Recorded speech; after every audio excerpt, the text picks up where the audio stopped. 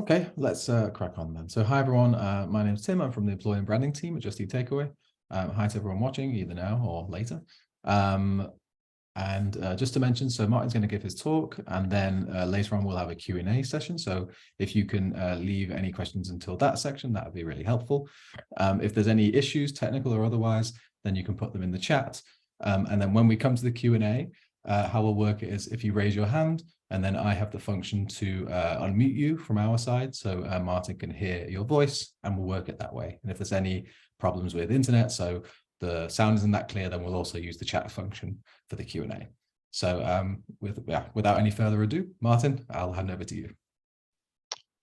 Hi everyone, welcome to the talk. Let me just share my screen. And then Zoom moves all the windows. So just get them back so I can see what I'm doing. Don't usually use Zoom. Just bear with me a second. Cool, right. So hi everyone, I'm Martin Costello. I'm a principal engineer here at justeattakeaway.com, and I'm also a Microsoft MVP in developer technologies.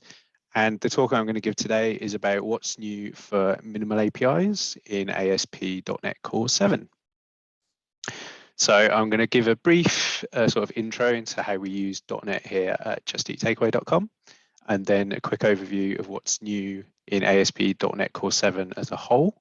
Then I'll drill into the new features in minimal APIs. Then I have a little tangent on new things coming from minimal APIs that are affecting not just minimal APIs. So they have some effects towards ASP.NET Core MVC. And then we'll have a small focus on a new feature that isn't specific to minimal APIs, but that based on how minimal APIs has been changed for this release, you can hook that unrelated new functionality into minimal APIs with little extra effort. So what about .NET at Jet? So at Just Eat, we've been using C# and ASP.NET since the company was founded in 2001, which was quite a long time ago now. I was still doing my GCSEs when that started, so it's quite a long time ago. And also in the Just Eat part of the business, we've been using .NET Core since version 1.0 in 2016. We've benefited from many things of .NET Core over ASP.NET with traditional .NET framework. Like it's a lot easier to test, so it makes us a lot more productive. It runs cross-platform, so we have developers that can work on our production services on their MacBooks instead of, say, a Windows computer, which back in the day with .NET Framework was just not a possibility unless you maybe were really sort of out on the edge and tried to use it with Mono, but that had lots of missing features. Another big benefit we get from .NET Core is the focus on performance. With all of the investments going into .NET Core in terms of not just new features, but in refactoring, changes to the just-in-time runtime, to the garbage collector, all the other bits that are part of .NET that aren't just bits of code you type, mean that we get actual monetary savings to how much it costs us to run our platform from running .NET Core, because it's so much more performant than what came before. For example, on this slide here, there's two graphs from a blog post I wrote a few years ago when we adopted .NET Core 2.1. And you can see on the left graph, like the previous week before we did the update, the response times were higher and a lot spikier. And then after we did the update to ASP.NET Core 2.1, they came down quite a bit and also were fairly consistent and stable and not so spiky anymore. And then on the second graph, you can see how this translates into sort of our real world costs. This is the auto scaling group of an application that was upgraded. And through the improvements to the performance, that meant, as well as the improved response times and consistency for our end users and our customers, this also meant that when our auto scaling rule kicks in to like add more instances to the group to scale up, that happens a lot later, which is the green line, which translates into less cost for Amazon instances to run that application. We've also been doing lots of testing with pre-releases with .NET Core, particularly since 3.0. We're also keen early adopters. We have an internal working group where we sort of look at the new versions before they reach their sort of 0.0 version for a particular release, and as well as sort of helping prepare our internal applications to be ready to move to new versions and pick up the latest and greatest improvements and enhancements. But it also helps the wider .NET community because it gives more eyes on the product, and it means we can give feedback to Microsoft if we find any issues or rough edges in proposed new functionality. And in the case of .NET 6, we started to run that in our production environments. We're starting with release candidate 1. And with the release of .NET 7 this year, we're actually already running some workloads in production on .NET 7 since RC1, which is the first release of .NET 7 that Microsoft will support using in production. We wait until that point to start using it in anger rather than using previews because they aren't supported if something breaks. So just to give a quick sort of overview of like the numbers of how we use it internally. So we typically have two types of applications internally, and for .NET at least, we either use AWS Lambda to run Lambda functions, or we use EC2 or EKS to run more like application code as a service for compute. And we have just a few more Lambdas versus EC2 EKS. So it's just about a 50-50 split if you squint and ignore them, do some rounding. In the case of Lambda, we use, this is the number of applications running .NET, not functions, because we might have related suites of functions that belong to a single application. So this isn't the number of functions, this is the number of applications which have one or more Lambda functions. And typically we're trying to migrate our compute functionality over to EKS or Lambda and removing usage of EC2. And in terms of which versions of .NET we target, so we still have about 18% of our applications running on .NET Framework. These are typically older applications that we're looking to replace with something new rather than upgrade in place. Just over a quarter running .NET Core 3.1, about half running .NET Core 6, which is the current LTS release of .NET. And then we have a handful of applications already running .NET 7 in our production environments. So, but what's new in ASP.NET Core 7 itself? So, as I just mentioned, ASP.NET Core 6 is the current long-term service release, and ASP.NET Core 7 is going to be the next major release, and that's going to be what's now known as a short-term servicing release. So that means it will be supported for 18 months, whereas an LTS release is typically supported for 3 years.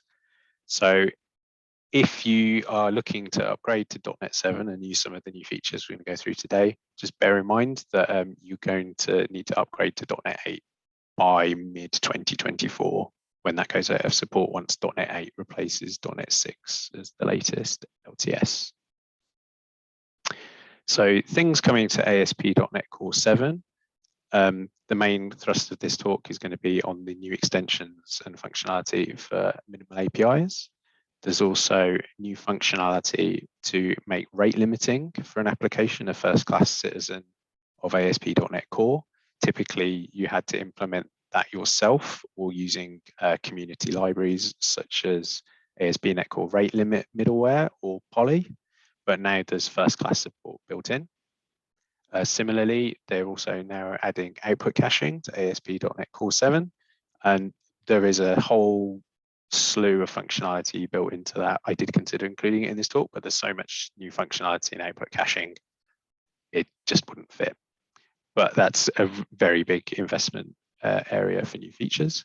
Also, HTTP 3 will be supported in ASP.NET Core 7, whereas in ASP.NET Core 6, it was a preview feature, so you had to opt in to use it, and there was a possibility of breaking changes that might have occurred. And another final two features that are part of the theme for ASP.NET Core 7 are support for gRPC JSON transcoding, which is the ability to present gRPC services through to JSON functionality you might already have that makes it easier to benefit from gRPC on top of existing functionality you might have that's based on JSON.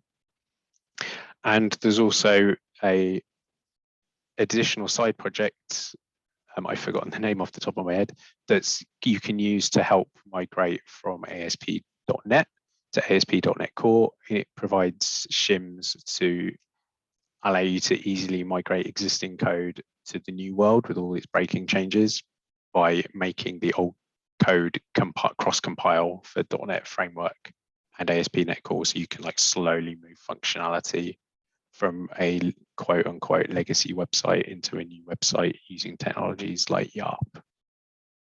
And I'll share a link to the slides after the talk, but there's a link to the GitHub issue here, which is the roadmap for ASP.NET Core that has more details on all the different things that are part of this release.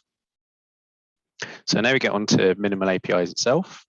So what I'm going to do is I'm just going to go through different new features that are being added with little code snippets here, and I'll just talk through them. And at the end of the talk, there'll be a link shared to a GitHub repo that contains all of the code for these examples, and you'll be able to clone that yourself and run it and play around with it if you so wish. So the first piece of functionality I'm going to talk about is what's called a root group. So a root group is a new construct in minimal APIs that lets you group together different endpoints in a minimal API. And that then allows you to sort of configure common functionality that applies to all of the endpoints associated with that group, rather than the ASP.NET Core 6 way, where if you wanted every endpoint to require authentication within a minimal API subset, rather than configuring it globally in the whole application, you would have to configure that on every endpoint and remember to do so. Whereas with a root group, you can apply all of that functionality at the group level, and it will apply to all of the endpoints you define on the group. So here we have our endpoint root builder, and we're going to map a group to it. And a root group takes a string as a URL, path prefix for the group. So here the group, all the endpoints are going to be prefixed with API/users. And then we can require authorization on every single endpoint associated with that group. And we can also name the group, which is useful for things like Open API and other metadata. So now we have our root group. We can just configure endpoints on those like we would without a root group. So, but here, because this is part of a group, even though we're saying that this post endpoint here just has the apex path of the application, is the application root, because it's part of a group, its URL will be API users, but I don't have to repeat myself with all of the individual endpoints on this group. They all just inherit that. So the get and the post will both be API users. So that's for me to create a user, say to get all my users. But then if I want to get a specific user, I can just put /ID for the root parameter from the URL. And then that will be API users ID. And then similarly for the delete operation here. And because these are all part of the group on which I've required authorization, these will all inherit the requirement to need authorization for these API endpoints to be used by a client. So another new piece of functionality is what's called endpoint filters. So endpoint filters allow you to wrap a minimal API endpoint with some arbitrary behaviors, or potentially to even intercept or change the result of a minimal API endpoint based on some business requirements you might have. So one example might be you might want to add some metrics around all your endpoints. Say every time someone requests an endpoint, you might want to emit a observability metric to time how long that took. So with a endpoint filter, you could wrap every single one of your minimal API endpoints with an endpoint filter, and then just run some arbitrary code before the endpoint is invoked to start a timer, and then at the end stop it and report a metric. So as an example here, I've just got an inline Lambda which is an endpoint filter. And I'm just going to use this to sort of add some logging just to demonstrate how things work. So I've got a Lambda function here, which just logs a message when it's executed. And then I can add on an endpoint filter to it, which logs something here. And then this endpoint filter is passed a mouthful of a type name endpoint filter invocation context that contains all of the root parameters and the HTTP context. And then similar to how middlewares work, there's a next parameter, which is a delegate, which is of type endpoint filter delegate. And that can be passed the endpoint filter invocation context again, and will return an I result. So in this example here, I can log a message before I execute the handler. Then I can call the next delegate and pass it the context. And that will do whatever is configured in that pipeline. So it might be that it just calls the endpoint itself directly, or it might be that it calls another endpoint filter if there's multiples configured, because you can have any number of endpoint filters added onto an endpoint. And then it returns a result. And in this case, I'm just logging something again and then returning the result back up the HTTP pipeline. But if I wanted to, I could say inspect the HTTP context, sorry, not the HTTP context, the endpoint invocation context, and then I might actually not execute the next delegate at all. I might do something else, which there's an example of later in the slides. Or I might inspect the result and decide to decorate it or change it or do something else based on whatever my business requirements might be. So in this example, if it were to be run, so we've just got a little bit of logging here to the console from running the sample. And you can see here it prints before, during, and after. So if you just go back a slide, so because it doesn't flow in the order you read the code. So in this case, the filter's been run, it's logging the before, it's calling the next delegate that will come through into the Lambda here and log the during. And then once that's returned, it will log the after and then return that to the HTTP pipeline. So you can kind of think of an endpoint filter a bit like an onion, and it sort of layers and goes in and back out again, similar to how middlewares work. In the previous example, that was an inline Lambda function for the endpoint filter, but you can also use classes to implement endpoint filters if that's how you would like to implement your code, or if the code you want to be a filter is very complicated, in quotes. So you don't want it all in line in like a really long Lambda function. So instead, what you can do is there's an interface new in this release called iEndpointFilter, and you can implement that interface on a class.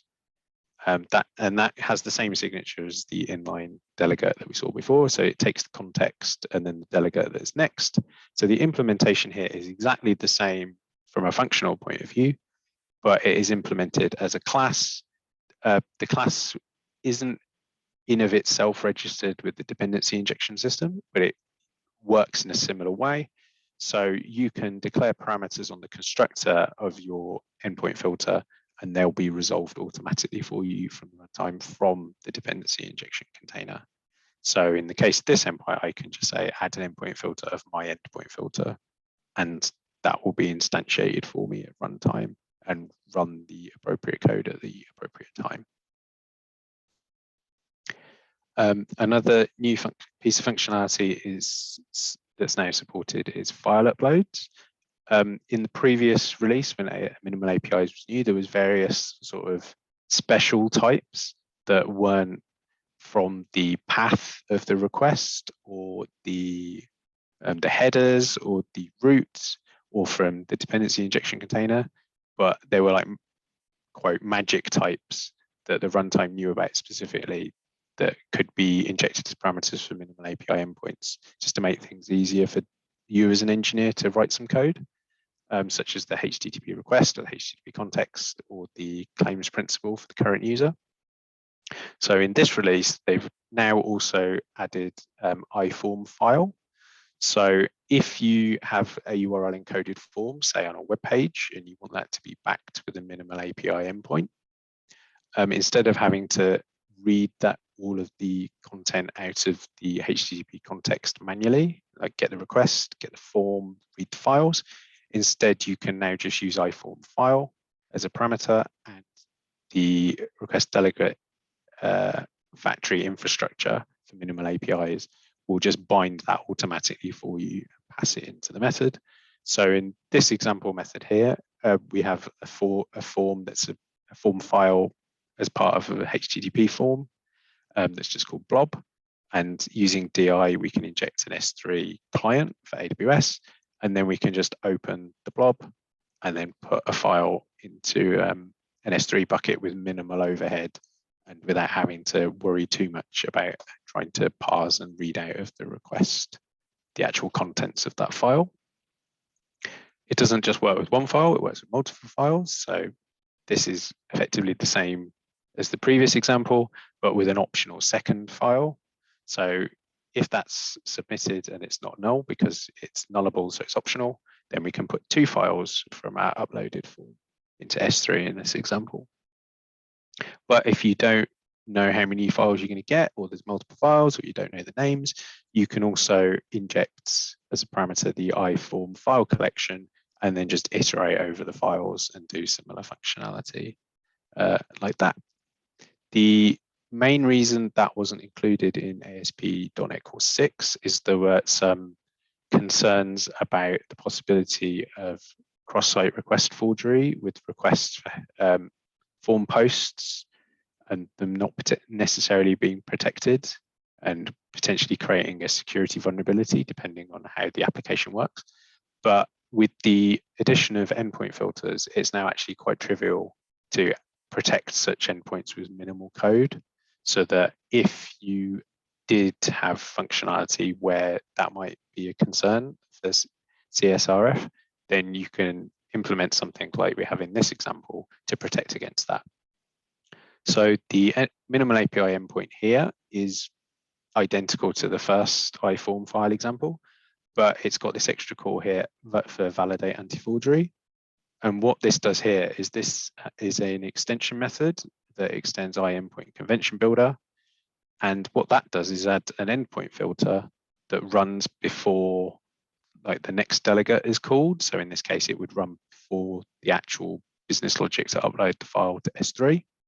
And what that does is it just gets the anti-forgery services out of the HTTP context and then validates the request. So that's checking like the headers or the cookies against the form post and checking that it's associated with the current user context. And then if that succeeds, then it just calls the next delegate and would then run the code for the endpoint itself to upload the file. But if an exception was thrown because the anti-forgery validation failed, then in that case, you can just return a result and say it was a bad request. So you could write a fairly simple endpoint filter and then just apply that to all your endpoints or all of your root group. And then you can sort of have your cross-cutting concern of protecting anti-forgery issues on your form file uploads by just applying an endpoint filter to any such endpoint. Following on in a sort of related piece of things you might do in your business logic, in ASP.NET Core 7, minimal APIs now also support binding to the raw request body. So if you're not submitting, say, a JSON object or an XML object or something that you can get parsed down into a POCO, and you just want to look at the actual raw bytes on the wire, it's now possible to bind that directly to either a stream parameter or a pipe reader parameter. So in this example here, we have a parameter stream called blob, and that's bound directly to the HTTP request body. So it doesn't matter what format it's in. It could be binary, it could be text, it could be JSON, it could be XML. It doesn't really matter what the content is because you're just getting the raw stream of that.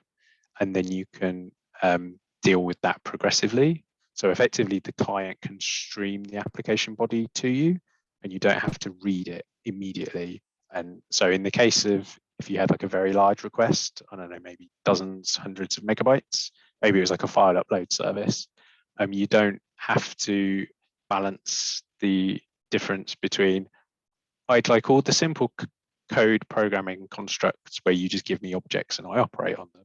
because in a case of hundreds of megabytes, you'd have to buffer all of that to parse it and give you an object that would represent it. Whereas if you didn't want to buffer it, you'd have to consume the HTTP context or request directly and then manually read through the stream. So this is sort of the best of both worlds, and it will just give you direct access to the stream. And then you can stream the content from the client request body as you see fit for your business logic, which in this case would just be streaming a file from the client up into an S3 bucket. And then similarly, that also works with pipe reader. The example here, I'm just going, it's a pipe reader, you would use it. I've not written any code to actually do the equivalent of consuming the pipe reader. But if you had some custom business logic where you had a binary file format and you might want to chunk it up or do different parts with it and things like that, then that makes such functionality a lot easier, as you don't have to have the HTTP request or context and then sort of step through the properties to get to the reader. You can just have the reader directly pushed into your code. And then to sort of flip that on its head and go the other way around, it's now also possible to stream to the client with minimal APIs. So for example, if a user wanted to download a file and you have that file in an S3 bucket, you don't want to have to download the whole file, particularly if it's very large, all the way into your application and buffer it just to then send it back onto the client, because maybe your business logic's just doing some authorization logic and is otherwise not operating on the content. As it was before, unless you wrote all the code to do this in the right way yourself manually, you would effectively have to buffer all the content out of the stream, in this example from an S3 bucket, into your application and any memory, CPU, IO overhead that had, and then just pass it immediately onto the client. But now with the new results stream response method, what you can do here is you can just lazily assign this so that you don't actually have to go and get the blob until it's needed in this example. So this method would return immediately with the result.stream return object, which would be an iResult for dealing with the stream. But it wouldn't actually call through into this Lambda method to actually return the stream of the blob you were trying to stream to the client until the HTTP request actually needed to start sending the bytes down to the user. So it wouldn't actually connect to S3 and start reading the file until after the HTTP headers had been sent to the client and the client actually wanted to read the body, rather than you having to buffer it all up front and then maybe the client just reads the headers and then never reads the body. But you've still then done all the work. In such a scenario now, is you would never even connect to S3 yet if they dropped off after getting the headers and didn't read the body at all. Another new feature in terms of parameter binding is the ability to bind to collections. So if you have a query string parameter or some HTTP headers that can contain multiple values, you can now have those be bound into either a string values, which is sort of the raw struct type that is used on the HTTP request object for headers and query strings. And you can get all those values in one object, have them do whatever it is you would like to do with them. But if you don't want to use string values itself, you can also just bind an array itself and just pay for the additional allocation of the string array. And as these aren't, in this example, these aren't decorated with a from attribute, so these would just be bound to a query string parameter of name. But if you wanted to read from the HTTP headers, then you can just decorate it with the from header attribute, which was already in version 6 for minimal APIs. And then you can just, so if you've got a user agent that's made out of multiple values, as you might often see if you're trying to use user agent sniffing, say a request from a browser, then you can just access all of the values in the string values single parameter itself, rather than having to manually try and parse out all the different values out of the query string. Sort of tangentially related to that is a new concept called argument lists. Argument lists can be used to bind multiple different parameters into a single parameter new request. So for instance, if you say had a endpoint that had like 10 different query strings parameters that it could possibly go to it, say something to do searching or paging or what have you, you might find it a bit cumbersome to have 10 parameters on your minimal API endpoint, because you would write, especially if you say you're writing unit tests or something like that, that's like lots of parameters to pass in where you might only need one or two of them.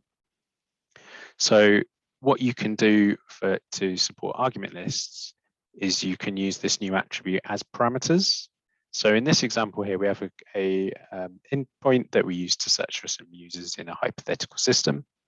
I can create a struct, or sorry, a record struct. It could be just a normal record. It could be a structure, whatever it is that is most appropriate for you. But in this case, it's a record struct. And all of the constructor parameters for that, which generate the properties, these will be implicitly bound onto the query string of the HTTP request. So if I've got a query string parameter called ID, it will get bound to this ID property, email, name, date of birth, etc. So instead of me having to have 4 extra parameters on my endpoint here, I can just have the one and declare it as parameters, and the normal binding rules for parameters on the minimal API endpoint will apply to it. So they'll all be sort of nested down into that object.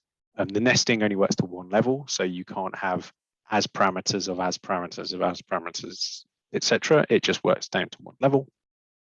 And in this case, because there's no from attributes, these are all from query string. But if I wanted to, I could use any of the from attributes here and add them onto this find users request object, and it would just bind them in the same way. So if something was from services or from headers or from body, you can use them in the same way and consolidate everything into a single object. And if you use a record struct, that's sort of the lowest allocation way to do that and the most performant. So another fairly large change that's been made to minimal APIs based on user feedback is the introduction of these new typed result classes. So one piece of feedback that some users had with minimal APIs was that because the results class, every method on it, such as results.stream, returned an iResult, everything looked the same. And then that made it, after the fact, in sort of a introspection way, difficult to actually see what was going on for the different requests. And similarly, it also made unit testing more difficult to do for minimal APIs if that's something you wanted to do. So there's a new two new things of interest here. The first one is this new typed results class. So instead of using results.badRequest, you can now use typed results.badRequest, and the difference there is the type that's returned from the method. So instead of every method on typed results returning an iResult, it instead returns a concrete type that's appropriate to the operation you're performing. So in this case, it returns a bad request result. And then in the case of created, it's like a created result. So each one creates a different type. So then that gives you like a concrete type to do things with the results if you wish to. But that creates a new problem, which is if you wanted your result to be iResult, you could do that because everything implements iResult. That's all fine. But if you would have to cast everything to an iResult before returning, because otherwise the compiler would complain that your return types didn't match. So the way they've solved that issue with how this design works is there's this new results generic type. And this can take between 2 and 6 parameters, but you could extend it to more if you really needed to. And what you do for each type parameter, you use the results that are being returned from the type results class. So actually it's called created and bad request. I got the type name wrong just there. And the results of T class has methods on it to do implicit conversions between a concrete type and iResult. So this allows some interesting behavior that we'll see in a minute, but in the immediate term, just by having the return type explicitly declared here instead of iResult as a results created bad request. That means I don't need to do the cast on my returns here, and the code's just nicer to read. So the benefit of using that, which I missed a bit, which is that all of these new type results implement this new static endpoint metadata provider interface, which we'll come to in a bit. And what that allows the framework to do is when you use things such as Swashbuckle for open API specifications, it allows it to automatically infer the different HTTP response codes and result types that come out of your application endpoints. So here on the open API endpoint for the previous example, it's just implicitly documenting the fact it returns a 201 and a 400 without that having to be explicitly added as endpoint metadata, other than the fact that we use the results of T as the return type. Another new feature here is, which again builds on top of C#11 static interfaces, is binding by convention. So there's a new interface called iBindable from HTTP context. And what this allows you to do is define a static method on a custom type you might have that allows the binding infrastructure for minimal APIs to turn the HTTP request into the type that you would rather use as the parameters into your endpoint, rather than say having to do manual parsing in the endpoint for something it didn't know how to do. And the power of this is because it uses the new static interfaces, it means it doesn't need an instance of your custom type to be able to bind it, because if it doesn't know how to bind it, it can't make the objects, then you wouldn't be able to implement the interface to call it to do the binding. So with static interfaces, this means the framework can just invoke your code and know it's going to get a result of the appropriate type as you've defined however you parse it, and then pass that to the endpoint method. So in this example here, we have an endpoint that takes a geolocation, which is a custom type. And then if there's no geolocation, returns bad request, otherwise calls some business logic and returns a result in a HTTP 200. So we have our custom record class geolocation here, which has a latitude and a longitude. And we can implement iBindable from HTTP context on it with the geolocation.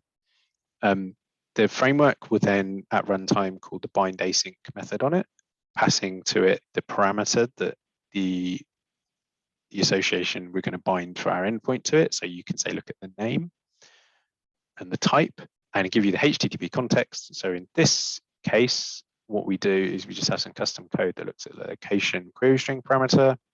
If it's not found, then we didn't create an instance of a geolocation. If we did find it, then we can split it, because in this example, the value of the query string parameter is expected to be two numbers separated with a comma. And then we can split it. If there's the right number of components and they both parse to a double, then we can return our parsed latitude longitude value as our custom geolocation type, which then gets passed to our endpoint, and our business logic can just operate on the geolocation. So with all of these typed result classes, this also means that another thing that was feedback was that it was difficult to unit test minimal APIs. Like if you use a sort of a black box approach to your tests, some people might call them integration tests, some people might call them system tests, then changing from say MVC to minimal APIs wasn't much of a big deal from a testability point of view, because you would hope that you would already have all your tests that tested your application that used MVC as a black box. So if you just change all the implementation details internally to use minimal APIs, all your tests should still pass. But if you had unit tests, then you can't really unit test minimal APIs, because everything comes back as an iResult eventually. And then that requires quite a lot of code gymnastics in your assertion methods to sort of unwrap the results, see if they're the right type, the right values, etc. So with the use of typed results, that makes it a lot easier to unit test minimal API endpoints if that's something you want to do. So in this example here, we have like two endpoints that add and multiply integers, and they're implemented not as lambdas, but as independent methods in a static class, so they can be called just as code. And in this case, they're using type results JSON, which means that because they add 2 integers and return an integer or the product of 2 integers, they return a JSON HTTP result of type T, so an integer in this case. So then that means it's pretty trivial to write some unit tests for these 2 methods, because we can just hook them up as a standard XUnit test with like a theory or a fact, and just call maths.add with our X and Y and get our JSON HTTP result of int, and then assert that the value returned from adding or multiplying the numbers is what we expect, without having to use an integration or system level test of the HTTP sort of protocol itself. We can just do it in code. And another small change, which is nice, is simplification of authentication. So previously we had like the require authorization endpoint, which meant that an endpoint you would need the user to be logged in to be able to access it. But if you wanted to be more fine-grained, you would have to use authorization policies with attributes and define those in various places and then rely on that to be a bit more imperative. What you can do instead in ASP.NET Core 7 is there's new overloads of require authorization that allow you to configure the authorization requirements on individual endpoints or on root groups. So in this case, we not only require the user to be logged in and authenticated in some way, but we can also require them to have a specific claim. So in this case, we say, oh, the user must have a scope claim with a value of admin to be able to access this endpoint. There are other things in addition to require claim, such as the username and specific role functionality that can also be used, but it just makes it a lot more compact and inline and easier to sort of grok when you're looking at code if it's all implemented inline here, rather than having to apply attributes with authorization policies onto the lambdas and things like that. And then the final bit I have specifically on OpenAPI, not OpenAPI, minimal APIs, is there's also been improvements to the way you can decorate endpoints for your OpenAPI and Swagger documentation. So we've got 2 examples here. In the first example, we can use these new with summary, with description, or with tags attributes to add OpenAPI summary descriptions and tags to an endpoint or an endpoint group, so that things are appropriately decorated when we get our OpenAPI JSON or YAML specifications, rather than having to write custom code and custom endpoint metadata to add these things to the endpoint.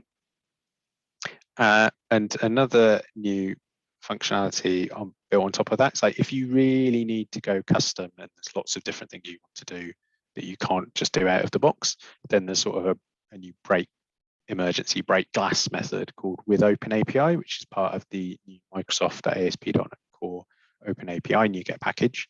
And that will give you access to the low-level operation on the Swagger, on the OpenAPI documentation. And then you can just change the properties as you see fit.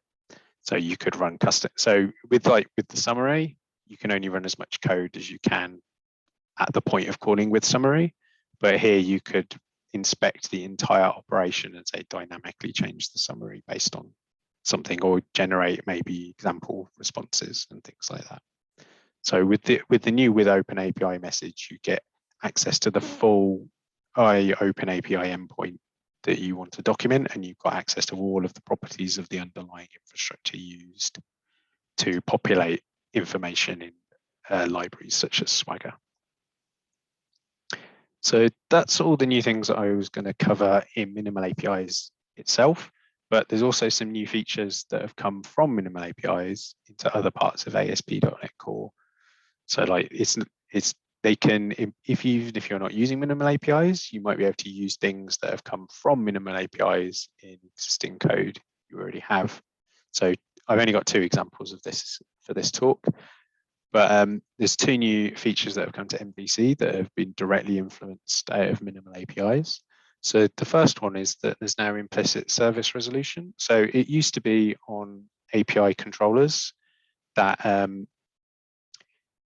If you wanted to have a parameter that was resolved from the dependency injection container, you would have to decorate it with the from services attribute.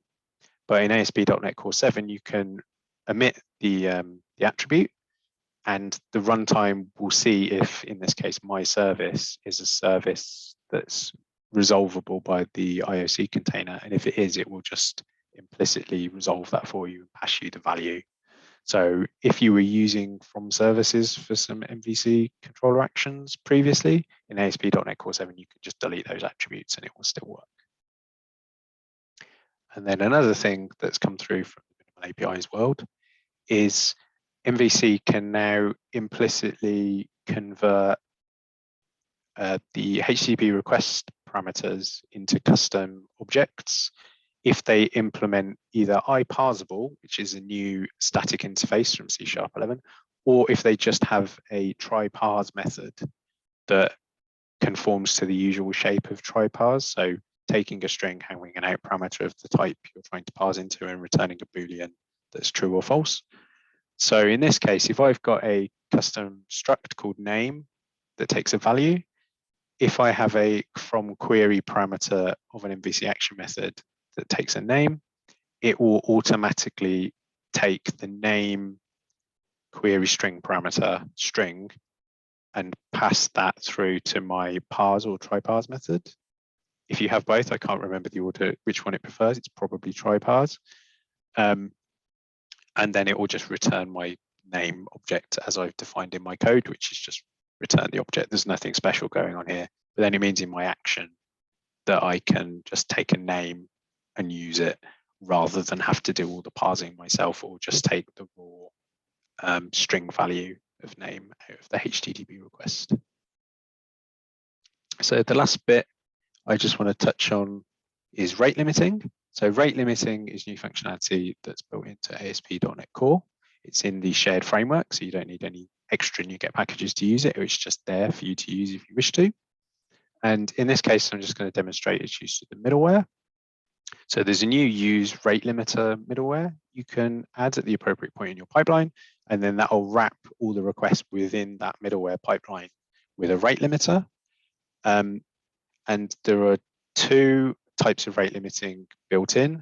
There's a token bucket based rate limiting, so it's like a rolling window, or there's like a sliding window based implementation that's just simple timing. It's like you can have 100 requests a minute, and then when the minute's up, it will reset, rather than like a rotating set of usage. So to configure it, I can say what status code to return if something is rate limited. So in this case, I want to use 429. I can have a global rate limiter that applies to everything, which should be on the next slide. Or you can have specific rate limiters for specific operations if you want to, using policies. And then you can declare what to do if something is rate limited. So in this case, I'm creating a rate limiter here. This is being created dynamically at runtime based on a request. So what I can do is, if the request's not authenticated, I can have a no-op. Sorry, I can have a no-op rate limit. So if I'm not logged in, I can just say it's associated with an anonymous user and it's not rate limited. But then I could look at the HTTP request otherwise and have like a read rate limit policy and a write rate limit policy. And then I could access my configuration to configure a rate limit as I would like to, based on some requirements. So in this case here, we're sharding a rate limit based on our operation, which is read or write, and then our user ID. So we're sharding our rate limits per user. So one bad user, if they use up their rate limits, it doesn't use up the resources of your server for all the other users. It just affects sort of your resource hog. And in this example here, we're going to use the token bucket limiter. So I can use my configuration. I can configure things sort of how often the tokens in the bucket are replenished, what the queue limit is, whether it's oldest or newest first requests are processed, what the limit is, how many tokens there are per period of time, and how often tokens are replenished. So when something is rate limited, you get access to an rejected context. which you can then inspect to decide what it is you want to do when someone's been rate limited. So in this case, I can look at the metadata of the lease of my rate limit, and I can extract the retry after metadata. So the framework knows how often I have requests, how often I can make requests and what my limits are.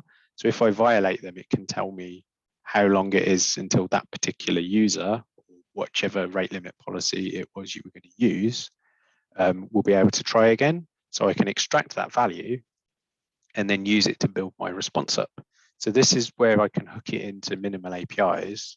Through the extensions property on the results class, I can write my own rate limited iResult and then execute that to return a response. So I'm taking the metadata out of the rate limit here to get the retry after value. And then I can pass that through to my own custom extension method to create a rate limited result with the retry after value. So then I can implement my own iResult, take the retry after value, and then use that to execute my request to return the response and return a HTTP 429 to the client to say they were rate limited. And then to circle back to something I mentioned earlier with the iEndpoint metadata provider, the new static interface, if I implement that interface on my rate limit result class, I can add additional metadata that tells the framework that my endpoint returns HTTP 429 responses. So that means that if I were to document this endpoint with OpenAPI, it automatically adds HTTP 429 to many request as a possible response to all of the endpoints that I decorate this result with. So I just get that extra sort of introspection into my OpenAPI documents out of using that new interface as well and plugging it into the rate limiting infrastructure. So that's everything specific I was going to talk through today. ASP.NET Core 7 is currently at release candidate 2, which is the final release candidate. And the final release will be next month and will launch at .NET Conf, which is on the 8th of November. There's some links here. I'll get these, a link to this put up in the talk when things are over, so people can get access to this and look at everything if they wish to. So there'll be a link to the sample code, a link to ASP.NET Core itself, where you can look at any issues and pull requests for things related to ASP.NET Core 7 or give feedback, raise issues. There's a link to register for .NET Conf if you wanted to attend that. A link to the latest blog post about what's new in ASP.NET Core 7 for RC2. Link to the .NET blog for all the blog posts that the .NET team publish. They regularly publish from preview to preview throughout the year about new features and new functionality that might be coming. And another link to the roadmap. Also like to mention justeattakeaway.com, we are hiring. We have several open positions available. So if you like the idea of working on the latest versions of .NET in business logic and getting paid to do so, then check out our careers website at careers.justeattakeaway.com. And there's also a link to the open positions in technology that you can take a look at. If after this talk you'd like to contact me, don't know why you would, maybe you do, maybe you don't, maybe you've got questions, or maybe you just don't want to talk to me, who knows. Anyway, if you'd like to talk to me on Twitter, you can reach me at Martin_Costello. If you'd like to look for the repository of the samples for this talk or any other open source activity I do, you can find me on GitHub at Martin Costello. And there's also a link to my LinkedIn. That's it from me. So thank you everyone for coming to the talk today and listening to me talk about what's new in ASP.NET Core 7 for minimal APIs. So I'll hand it over to Tim now to help wrangle any questions anyone might have. Thanks, Martin. Yeah, so for anyone who was late or anyone who's forgotten, because we're on Zoom, how we're going to work it is if there are any questions, if you raise your hand, then I have the ability to click a button that says allow to talk. So we'll do it via the medium of audio. Just a reminder, as Martin's alluded to, if there's anybody, colleagues of Jet, we do have some external people watching. So if you want to discuss any company secrets, then please do so on Slack. So if anyone's got a question, just use the raise your hand function. I'll keep a look on the chat. and yeah, unmute you essentially.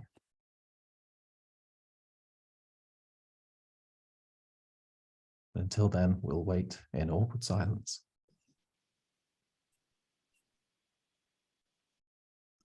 It can often happen that the talk is so good that nobody has any questions about it at all.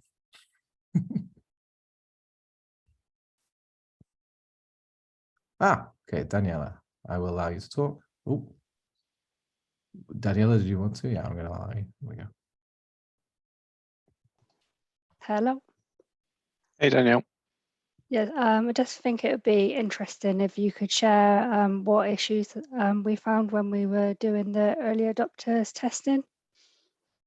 Yes, that's a good point. Yeah, so for anyone external, yeah, as I mentioned at the start, we're running an internal early adopters group, and over the last 10 months of all the different previews, like we found different issues here and there. So yeah, once the 7.00 release comes out, yeah, I'm going to look at sharing out another version of the blog post I did for ASP.NET Core 6 of the various issues we found along the way.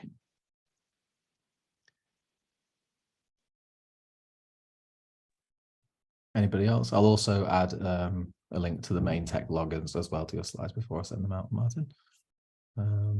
Anybody else with any questions? Oh, Stuart, I've seen you. Here we go.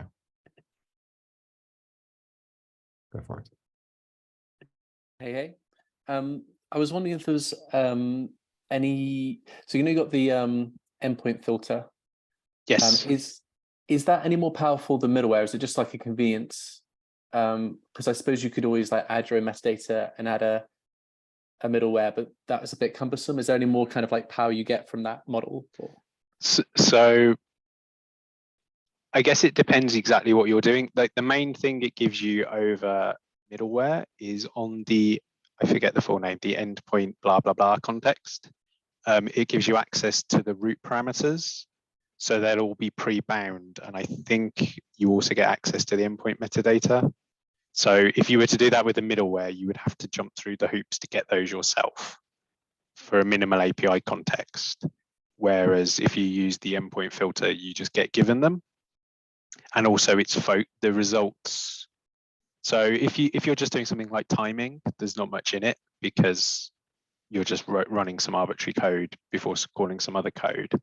But in terms of extra features, so you have the endpoint metadata and the root parameters, but the main PowerPoint of it actually, which is what I sort of said first, is that you can operate on the results.